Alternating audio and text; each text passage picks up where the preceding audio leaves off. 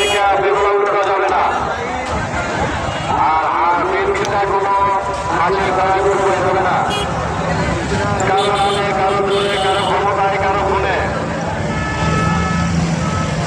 সম্মানিত ক্রেতা ভাই, দৃষ্টি আকর্ষণ করছি, আল্লাহকে রাজি খুশি করার জন্য কোরবানি দিচ্ছেন।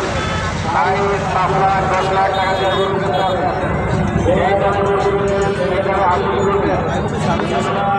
আপনারা জানেন হাসিল বেশটা আমার কোন সময় না আলতা দেবেন না।